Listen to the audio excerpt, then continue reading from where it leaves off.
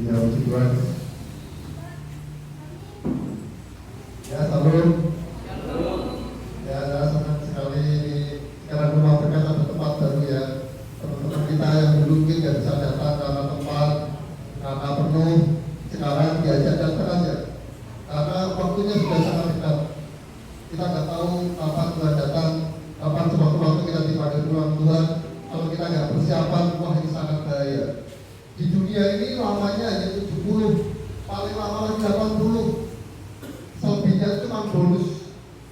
Tapi kita nanti kekal di sana. Kalau kita sampai nggak selamat di sana, wah sayang sekali. Oleh karena itu, saya ingin tetap kalau kita sudah diselamatkan, kita juga harus ajak teman-teman kita yang belum diselamatkan untuk diselamatkan. Ya, puji Tuhan. Saya senang karena dulu itu Rumah Berkat, ya saya sendiri yang BL, saya sendiri yang khotbah. Sekarang ada itu teman-teman, ada Bu itu, ada siapa lagi tadi ya, Pak Pinus, ada Pak Fetu, masih banyak lagi yang saya percaya kita semua ingin melayani Tuhan. Kemudian yang khotbah saya sekarang tuh ya bersyukur sekali karena ada Pak Tim, ada Pak Ariel yang membantu untuk sharing firman Tuhan ya. Karena saya sendiri sebenarnya nggak terlalu pede, tapi saya ingin saudara semua belajar satu hal, sesuatu kunci tentang kehidupan saya. Ya, hari ini kita belajar satu hal. Jadi begini, mungkin saudara-saudara kalau lihat saya pakai kursi roda seperti ini, orang kayak saya ini bisa apa? Tidak bisa apa-apa. Dalam banyak hal yang terjadi dalam kehidupan itu di luar kemampuan saya. Saya nggak mungkin bisa beli mobil. Saya nggak mungkin bisa ada rumah berkat. Nggak mungkin, nggak bisa.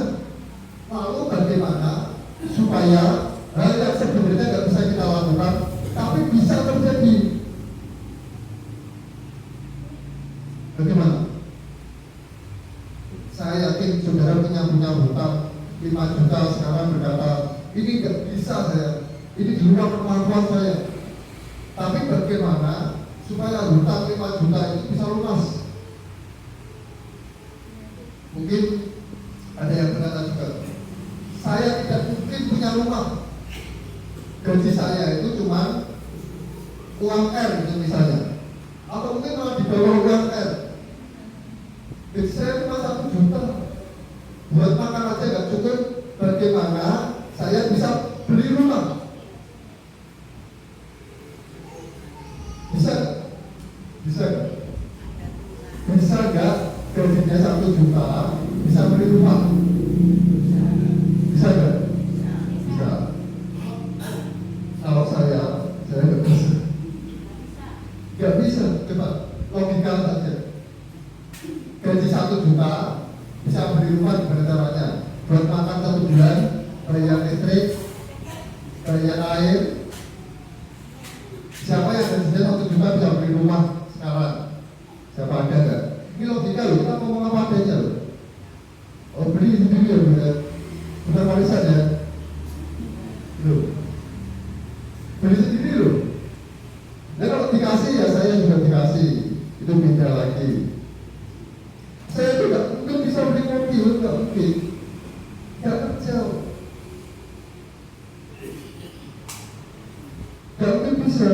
Orang kalau lihat saya, Mas Lukas itu bisa apa? Saya jawab, nggak bisa apa-apa.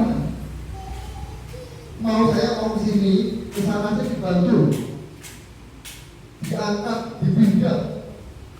Terus bisa apa? Suatu hari anak saya itu kecelakaan di Solo. Ya, suatu hari saya waktu itu sedang cuci mobil di Bukan Gading bawah. Saya ditelepon sama perawat rumah sakit, Pak, apa benar punya anak namanya ini? Oh iya betul. Kenapa ya? Saya dari rumah sakit, anaknya kecelakaan dan tidak sadarkan diri.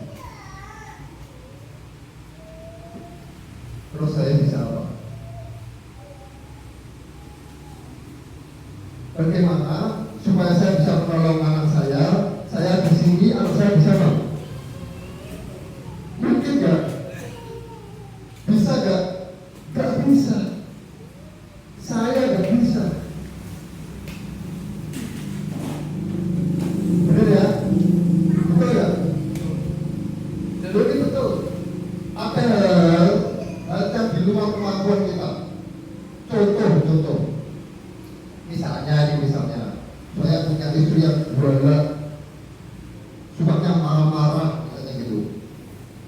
Dikasih tahu nggak buku, suka bohong, macam-macam.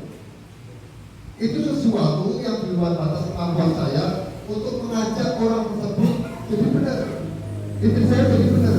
Rumah tangga saya kacau, bagaimana caranya supaya benar? Gak bisa, saya gak punya kekuatan. Merubah watak seseorang itu gak bisa kita. Lalu bagaimana caranya? Jawabannya gimana? Ayo kita baca firman Tuhan. Saya berharap ini bisa menjawab dan ini jadi kunci yang saudara semua pegang. Kalau saudara ingin tahu kunci kok orang kayak Mas Lukas bisa dipakai Tuhan jadi berkat, bisa punya mobil, bisa punya rumah, bisa punya apa lagi ya? Oh saudara macam-macam. Bagaimana rahasianya? Kita baca. Ini rahasia ya. Tapi kalau dikatakan orang lain ya apa? Asal orangnya juga bisa menangkap ya. Tapi sebenarnya ini sebuah rahasia ya. Mau tak kasih tahu nanti kaya semua ya. Tapi tak kasih tahu. Mumpung saya diberi kesempatan karena nanti hati saya masih ada Pak Kim, Pak Ariel, macam-macam Pak.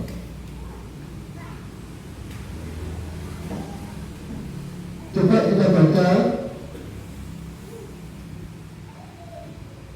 di 1 Samuel 11 ayat 6 sampai 10.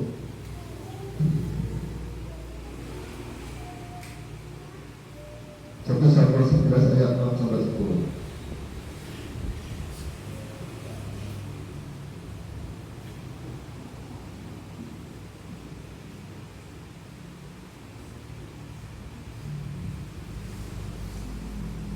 Saya waktu merenungkan ini ternyata rahasianya ini ya. Ya coba baca ya, coba baca. Saya bacakan ya. Saya bacakan kedua kali saya. Jadi ceritanya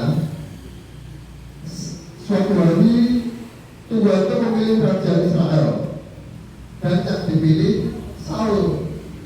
Saul itu orang yang dari suku yang paling kecil, anak bungsu, anak papa, anak yang hidupnya anak manjel. Kemudian dia diurapi oleh Samuel dan dibacakan dikatakan seperti ini. Ayat yang ke-6. Ketika Saul mendengar kata itu, maka berkuasalah orang atas dia dan menyelamatkan amalannya berdasarkan. Diambilnya sepasang lembu, dipotong-potongnya, lalu potongan-potongan itu dikirimkannya ke seluruh daerah Israel dengan perantaraan utusan pesannya. Siapa yang tidak mau mengikuti Saul dan mengikuti Samuel, lembu-lembunya akan diperlakukan juga demikian.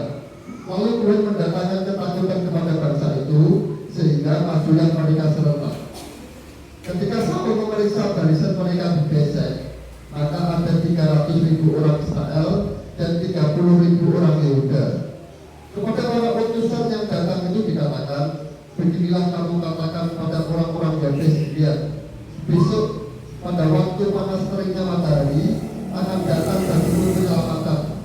Ketika para utusan kembali dan memberitahukan hal itu kepada orang-orang Yabes, bersukacitalah mereka.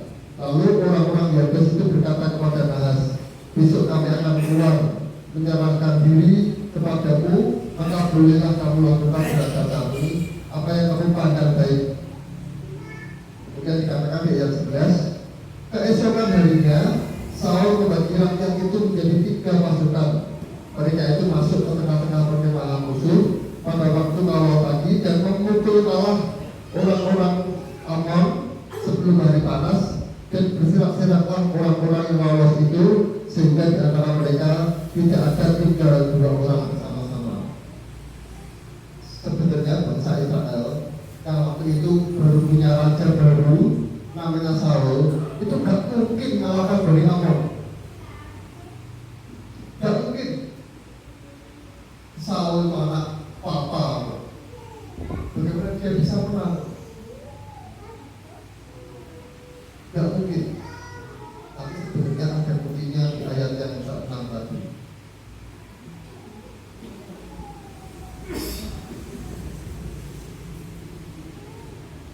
Ya, dikatakan seperti ini. Ketika Saul mendengar kabar itu, maka berkuasalah Roh Allah atas dia. Katakan dulu, berkuasalah Roh Allah atas dia. Sekarang ganti, berkuasalah Roh Allah atas saya. Itu rahasianya. Saya kesempatan bagaimana bisa saya menolong anak saya yang disuruh. Kalau saya nggak bisa, tapi Roh Allah bisa.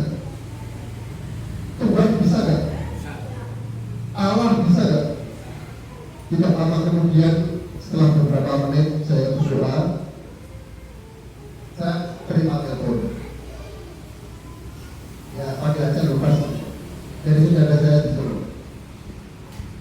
Lukas, oh ya, ini siapa? Saya si A. Untuk gimana? Saya di rumah sakit, anakku sudah sadar dan semua baik-baik saja. Setelah cek, habis ini boleh keluar. Luar biasa ya Tuhan, terutama untuk Tuhan. Ada banyak hal yang di luar batas kemampuan kita. Saya punya teman ini, dia bisnisnya jual beli properti. Dia nggak mungkin bisa buat semua orang keliling rumahnya dia, nggak bisa. Caranya gimana? Saya ceritanya nggak bisa. Tapi kalau alat, kalau buat bisa. Sayangnya kita tidak tahu bahwa di dalam hidup kita itu ada Roh Allah. Kita tidak tahu. Banyak ini, tidak tahu lampu. Ini di rumah ini ada lampu, benar ya? Coba matikan Pak, matikan Pak. Ya, ada saja. Wah, ada lampu. Saya punya lampu, benar ya? Saya punya lampu, Pak Daud punya lampu. Terus gimana? Kok petang ya? Kita punya lampu, tapi tetap petang. Yang salah lampunya atau kita? Kita punya Roh Allah, tapi tidak bekerja. Tapi hidup kita tetap miskin. Kita tetap susah. Keluarga tetap hancur, tetap berantakan, bisnis tidak sukses. Yang salah siapa? Yang salah yang kami bukan aja Pak.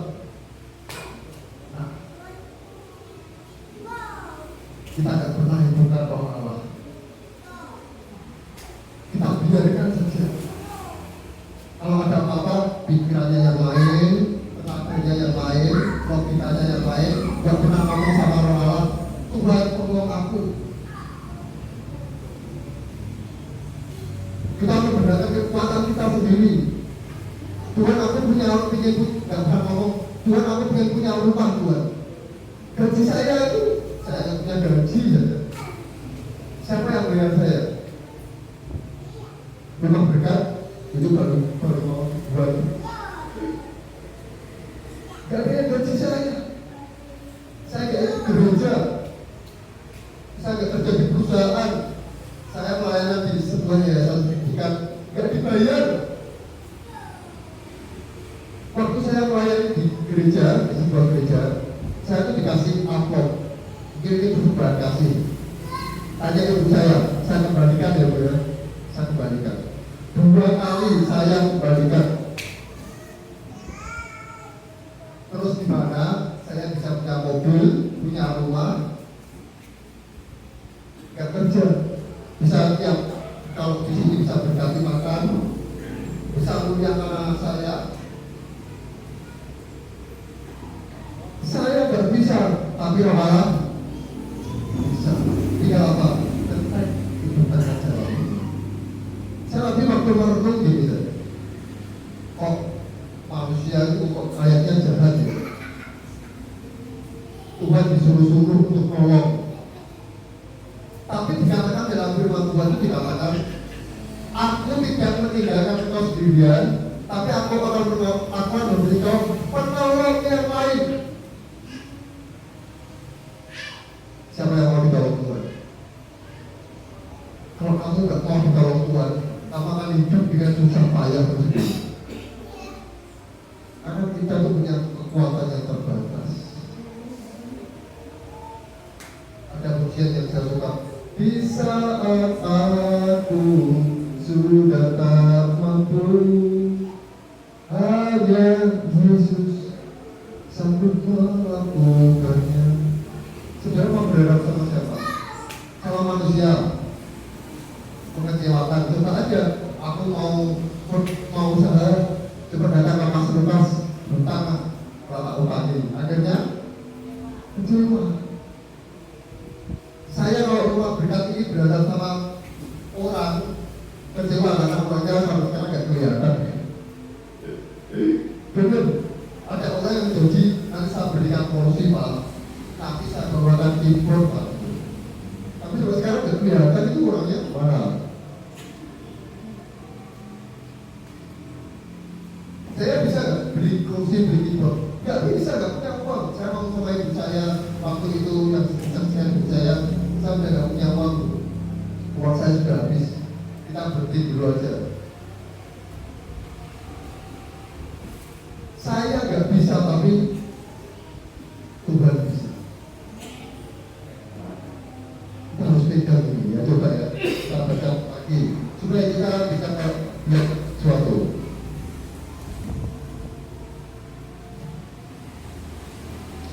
1 Samuel 9 ayat 21.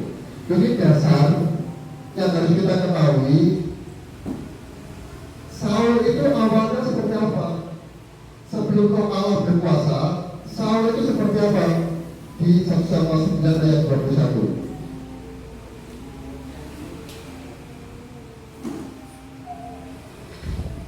Tetapi jawab Saul, bukankah aku seorang suku Benyamin, suku yang terkecil di Israel, dan bukankah kaumku yang paling hina dari segala kaum suku Benyamin? Mengapa Bapak berkata demikian kepadaku? Waktu dia mau diurapi jadi raja, Saul ngomong, aku itu siapa? Aku dari suku yang terkecil. Ada suku Ruben, Simeon, Lewi, Yehuda. Tidak mungkin aku jadi raja, tidak bisa. Waktu Saul akhirnya diurapi jadi raja, banyak yang gak mau ikut. Tapi kuncinya di ayat yang 6 tadi, maka berkuasa Roh Allah atas Saul, dan akhirnya dia menang. Coba kita baca ya, di 1 Samuel 16 ayat 11 sampai 13. 1 Samuel 16 ayat 11 sampai 13. Ayat 11. 1 Samuel 16 ayat 11. Saya bacakan. Ya.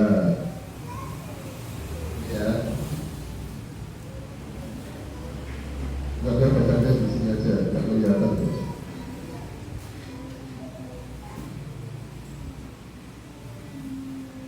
1 Samuel 16 ayat 11.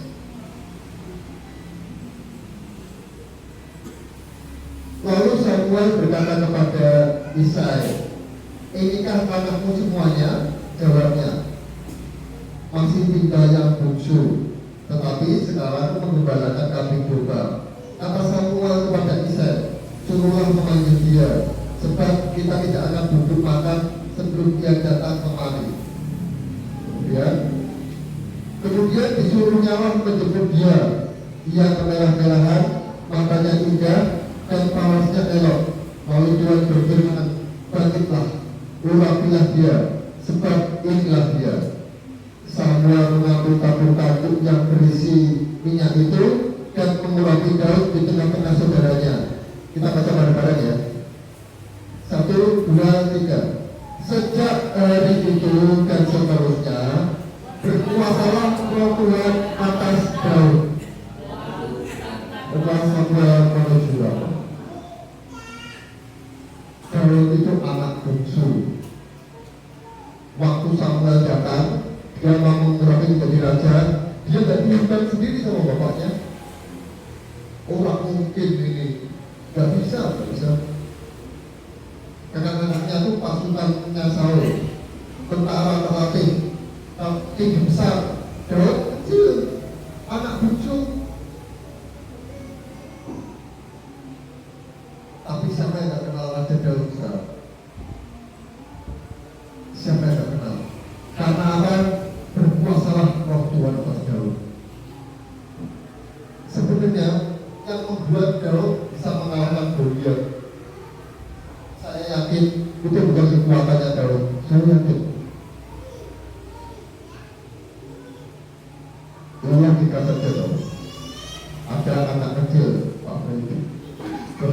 Pak Fredo lawan anak TK gitu misalnya. Menang siapa Pak Fredo? Dia jelas menang Pak Fredo. Pak Fredo terlatih perang, terlatih berkelahi, bertinju. Anak TK-nya nggak bisa apa-apa. Tapi kalau anak TK-nya ada Roh Allah yang berkuasa, saya yakin Pak Fredo satu sendiri, nyungsep sendiri. Itu betul. Jadi kuncinya di Roh. Kita banyak hal yang kita nggak bisa lakukan. Kita nggak bisa. Saya sering doa, bener. Saya sering doa di Kispan itu ngomong apa? Tuhan, aku nggak bisa. Masalah ini terlalu berat. Aku nggak bisa. Di saat itu Roh Tuhan bekerja dalam hidup saya. Saya tidak mau mengandalkan diri saya sendiri. Saya tidak mau mengandalkan manusia. Ibu saya bukan pengusaha kaya. Bapak saya sudah tidak ada. Anak-anak saya yang biasa saja untuk kehidupannya sendiri aja susah. Cukup bukan susah, cukup lah. Saya dulu waktu beli pulsa 5.000 rupiah saja nggak bisa. Saya sering kesaksian sama beli es teh 3.000 aja nggak punya uang.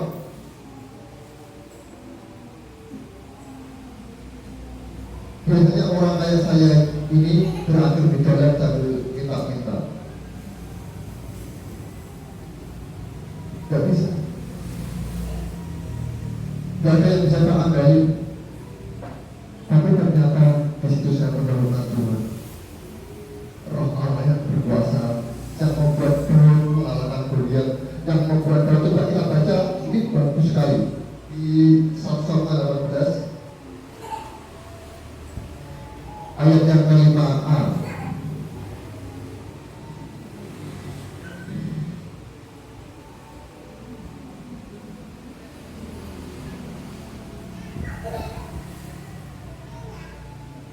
Sudah? Ya, baca ya. Baca bareng-bareng sampai menyuruhnya ya. 1, 2, 3. Daud maju berperang dan selalu berhasil, kemana juga Saul menyuruh. Ini dampaknya ketika Roh Allah berkuasa. Siapa yang selalu berhasil? Yang lainnya ini kadang-kadang berhasil. Semua ini dia selalu berhasil. Kita berhasil nggak boleh. Ya, rahasianya di sini. Sayangnya banyak orang yang nggak sadar bahwa di hidupnya itu ada Allah. Keluarganya kacau, berusaha diperbaiki sendiri. Bisnisnya nggak berhasil, berusaha dengan caranya sendiri. Akhirnya ya gitu-gitu aja. Karena kemampuan manusia itu terbatas, nggak bisa.